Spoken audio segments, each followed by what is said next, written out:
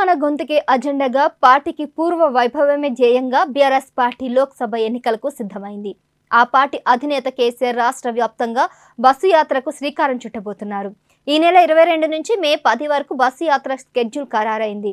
Congress, BJP వైఫల్యాలను ఎత్తిచూపడంతో పాటు BRS హయాంలో చేపట్టిన కార్యక్రమాలు, వాటి ద్వారా కలిగిన లబ్ధిని ప్రజలకు వివరించే విధంగా ప్రచారం కొనసాగించనున్నారు.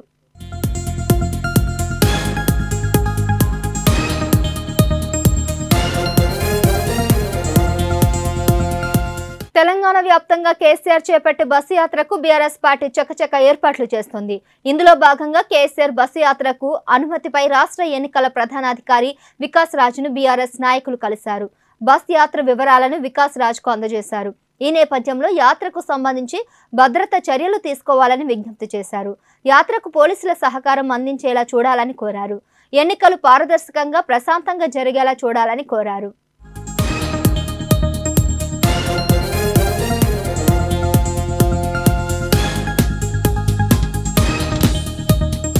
ప్రతి పార్లమెంట్ నియోజకవర్గ పరిధిలో 3-4 అసెంబ్లీ నియోజకవర్గాల్లో రోడ్ షోలు ఉండనున్నాయి. పార్టీకి అనుకూలంగా ఉండే రూట్ మ్యాప్ను, ప్రదేశాలను నాయకులే కూర్చొని నిర్ణయించాలని బీఆర్ఎస్ మీటింగ్లో కేసీఆర్ సూచించారు. రోడ్ షోలు ఉదయం 8 నుంచి 10 గంటల మధ్య ఉంటాయని, తిరిగి సాయంత్రం 5 గంటల నుంచి రాత్రి 10 గంటల వరకు ఉండనున్నాయి. బస్సు యాత్రలు చేస్తూనే మధ్యలో బహిరంగ సభల్లో కూడా కేసీఆర్ పాల్గొననున్నారు.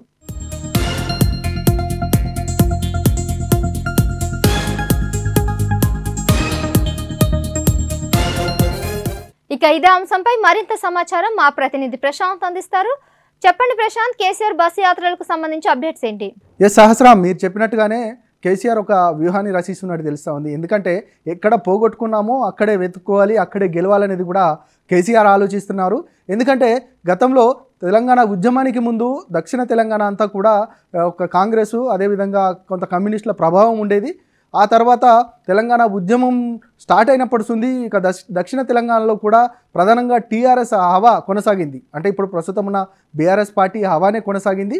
ఆ హవాకి సంబంధించినట్టుగానే 2014లో కూడా దాదాపు మహబూబ్ నగర్, నల్గొండ ఇలాంటి ఉమ్మడి జిల్లాలలో ప్రధానంగా ఎక్కువ స్థానాలు తెలంగాణ, అంటే అప్పుడున్న టీఆర్ఎస్ ప్రభుత్వమే, తెలంగాణ పార్టీయే ఎక్కువ స్థానాలు గెలుపొందింది. ఇక తర్వాత రాను 2018కి వచ్చేసరికి ఆ ప్రాబల్యం తగ్గుకుంటూ వచ్చింది. తర్వాత మొన్న అసెంబ్లీ ఎన్నికలలో మనం చూసాం, ప్రధానంగా ఒక నల్గొండలో చూసినట్టయితే ఒక స్థానం మినహాయిస్తే మిగతా అన్ని స్థానాలు కాంగ్రెస్ గెలుచుకున్న పరిస్థితి కనబడ్డది. మహబూబ్ నగర్ పరిస్థితి కూడా అంతే, 2 స్థానాలు మినహాయిస్తే మిగతా అన్ని స్థానాలు కూడా కాంగ్రెస్, మిగతా పార్టీలు కూడా గెలుచుకున్న పరిస్థితి కనబడతా ఉంది. మొత్తానికి అంటే దక్షిణ తెలంగాణలో పట్టు కోల్పోయింది టీఆర్ఎస్, అంటే ఇప్పుడున్న బీఆర్ఎస్ పార్టీకి సంబంధించి. ఆ పట్టు కోల్పోయిన దాన్ని ఖచ్చితంగా ప్రధానంగా మరొకసారి పూర్వవైభవం రావాలి. తెలంగాణలో బీఆర్ఎస్ పార్టీ యొక్క ఉనికి, ఇక మరొక తెలంగాణ ఉద్యమంలో ఏ విధంగా ప్రజల మధ్యలో ఎట్లా ఉన్నారో ఆ విధంగానే పట్టు సాధించేలా ఇక కేసీఆర్ ఒక వ్యూహాలు రచిస్తున్నారు. అందులో భాగంగానే మనం ఇంతకుముందు సభలు చూసాం. తర్వాత ఇప్పుడు ప్రధానంగా బస్సు యాత్రలకు కూడా స్వీకారం చుడుతూ ఉన్నారు. పార్లమెంట్ ఎన్నికల వేళ బస్సు యాత్రలు చేస్తున్నారు. దీనికి సంబంధించి ఒక రూట్ మ్యాప్ కూడా సిద్ధమైంది. 22 నుంచి, అంటే ఇక ఈ 2-3 రోజుల తర్వాత 22 నుంచి మళ్ళీ వచ్చే నెల 10 వరకు ఈ యొక్క బస్సు యాత్రలు ఉండబోతున్నాయి. బస్సు యాత్రలకు సంబంధించి స్థానిక నాయకులే ఈ యొక్క రూట్ మ్యాప్ను సిద్ధం చేయాలి అని నిన్ననే కేసీఆర్ చాలామంది నాయకులకు కూడా ఒక దిశానిర్దేశం చేశారు. దాంతోపాటు ప్రధానంగా ఉదయం 8 నుండి 10 వరకు అంటే రోడ్ షోలు ఉంటాయి. ఆ తర్వాత అంటే 10 తర్వాత ఇక ఏదైతే బస్సు యాత్రలు ఉంటాయి, మధ్యలో సభలు ఉంటాయి. ఆ తర్వాత సాయంత్రం 5 గంటల నుంచి రాత్రి 10 గంటల వరకు మొత్తానికి ఈ యొక్క రోడ్ షోలు ఉంటాయి. వీటన్నిటికి సంబంధించి ఒక రూట్ మ్యాప్ను సిద్ధం చేస్తూ ఉన్నారు.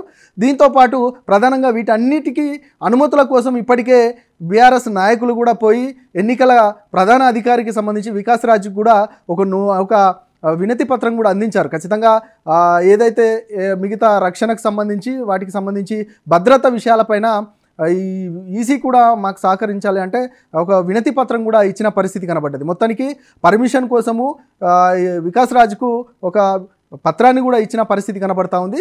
అంటే పూర్తిగా ప్రజల మధ్యలో ఉండాలి. ఈ పార్లమెంట్ ఎన్నికలలో రోడ్ షోల ద్వారా ప్రజలకు దగ్గర కావాలనేది కూడా కేసీఆర్ భావిస్తున్నారు. అందులో భాగంగానే ఒక రూట్ మ్యాప్ కూడా సిద్ధం చేసిన పరిస్థితి కనబడుతుంది. మొత్తానికి ప్రధానంగా ఈ యొక్క బస్సు యాత్రలే కాదు, ప్రధానంగా ఎజెండా ఎన్నికలలో ఏ విధంగా అంటే పార్లమెంట్ ఎన్నికలలో ఏ ఎజెండాతో ముందుకు వెళ్ళాలి, దాంతోపాటు ఈ యొక్క దక్షిణ తెలంగాణకు సంబంధించి మొట్టమొదటగా అల్లంపూర్ నుండి ఈ యొక్క బస్సు యాత్ర స్టార్ట్ అవుతుంది. బస్సు యాత్రలో అల్లంపూర్ నుండి ప్రధానంగా ప్రతి పార్లమెంట్ పరిధిలో 3 నుంచి 4 అసెంబ్లీ ఈ యొక్క నియోజకవర్గాలను టచ్ చేస్తూ ప్రతి దగ్గర రోడ్ షోలు, అదేవిధంగా సభలు, కార్నర్ మీటింగ్లు వీటన్నిటిని పెట్టుకుంటూ ప్రజల మధ్యలోకి తెలంగాణలో బీఆర్ఎస్ పార్టీ ఇక పార్లమెంట్ స్థానాలు ఎందుకు గెలవాల్సిన ఆవశ్యకత ఉంది, దాంతోపాటు గెలిస్తే పార్లమెంట్లో ఏ విధంగా మేము కొట్లాడతాం, గతంలో తెలంగాణ కోసం కొట్లాడినాం, ఇప్పుడు ప్రధానంగా పార్లమెంట్లో కూడా మాకు ఎందుకు ఓటేయాలనేది కూడా ప్రధానంగా చెప్పబోతున్నారు. ఖచ్చితంగా ఎక్కువ స్థానాలు గెలిస్తే ఇక్కడ తెలంగాణ హక్కుల కోసం, తెలంగాణకు గతంలో కాంగ్రెస్ ఉన్నా బీజేపీ ఉన్నా ఎవరున్నా కూడా తెలంగాణకు అన్యాయం చేశారు. ప్రధానంగా ఈ యొక్క దక్షిణ భారతదేశంలో అంటే తెలంగాణకు పర్టిక్యులర్గా ఎవరు ఏమీ చేయలేదనేది కూడా కేసీఆర్ అనేక సందర్భాల్లో చెప్తున్న సందర్భం కనబడతా ఉంది. దాంతోపాటు ప్రధానంగా కాంగ్రెస్ పార్టీ ఇక్కడ అధికారంలోకి వచ్చిన తర్వాత ఈ 100 రోజులలో ఖచ్చితంగా 6 గ్యారంటీలను అమలు చేస్తాము, హామీలన్నింటినీ అమలు చేసి ఫుల్ఫిల్ చేసి ప్రజలకు సంక్షేమ పథకాలతో పాటు ఒక సుభిక్షమైన పరిపాలన అందిస్తామనేది కూడా కాంగ్రెస్ పార్టీ చెప్పింది. కానీ ఎక్కడ కూడా ఈ యొక్క పరిపాలన కొనసాగట్లేదనేది కూడా కేసీఆర్ ప్రజలకు వివరించే ప్రయత్నం చేయబోతున్నారు. దాంతోపాటు 6 గ్యారంటీలే కాదు, ప్రధానంగా 2 లక్షల రుణమాఫీకి సంబంధించి ఏ విధమైన ఊసు లేదు అనేది కూడా 2 లక్షల రుణమాఫీ వెంటనే ఇస్తారు. డిసెంబర్ 9 నాడే 2 లక్షల రుణమాఫీ ఇస్తామన్న రేవంత్ రెడ్డి ఇక హామీలను తుంగలు తొక్కారు. దాంతోపాటు ఇక రైతు బంధు విషయానికి సంబంధించి రైతు బంధు కొంతమందికి మాత్రమే పడతా ఉంది, దానికి సంబంధించి రైతు బంధు జాప్యం జరుగుతూ ఉంది, రైతులు చాలా ఇబ్బందులు ఎదుర్కొంటున్నారు అనేది అంశాన్ని, అదేవిధంగా 500 బోనస్ను ప్రత్యేకంగా నొక్కి వక్కా నుంచి చెప్పబోతున్నారు. 500 బోనస్ ప్రతి రైతుకు ఇస్తామన్న రేవంత్ ప్రభుత్వం ఎందుకు ఇవ్వట్లేదు అనేది కూడా ప్రధానంగా చెప్పబోతున్నారు. అదేవిధంగా రైతుల ఎజెండా, రైతుకు సంబంధించి ఇప్పటికే తాగునీటికి సంబంధించి ప్రధానంగా ఇక కాంగ్రెస్ పార్టీ అధికారంలోకి వచ్చినాక వారికి అందరినీ అందించే పరిస్థితిలో కాంగ్రెస్ పార్టీ లేదనేది కూడా ప్రధానంగా విమర్శ చేస్తూ ఉన్నారు. అందులో భాగంగానే అనేక సభలలో ఇవే అంశాలను ఎజెండాగా ముందుకు పెట్టబోతున్నారు. విద్యుత్ సంబంధించిన విషయంలో మేము గతంలో 24 గంటల కరెంట్ ఇచ్చాము, ఇప్పుడు వీరు మాత్రం ఆ 24 గంటల కరెంటును తుంగలు తొక్కి ఏమి ఇవ్వట్లేదు అనేది కూడా ప్రధానంగా ఈ యొక్క ఆరోపణలు చేస్తూ విమర్శలు చేస్తూ ప్రజలకు వివరించే ప్రయత్నం మాత్రం కేసీఆర్ చేయబోతున్నారు. దాంతోపాటు ఇక ఉద్యమ టైంలో ఏ విధంగా ప్రజలకు దగ్గరయ్యారు, ప్రజలకు తెలంగాణ ఏదైతే బీఆర్ఎస్ పార్టీ ఎందుకు ప్రజలకు దగ్గరగా వెళ్ళాలి, ఖచ్చితంగా తెలంగాణ హక్కుల కోసం పార్లమెంటులో ఏ విధంగా నినదించాలి, ఒకవేళ మీరు మాకు ఓట్లు ఇస్తే మేము ఏం చేయబోతున్నాం అనేది మాత్రం ప్రధానంగా చెప్పబోతున్నారు ప్రజలకు.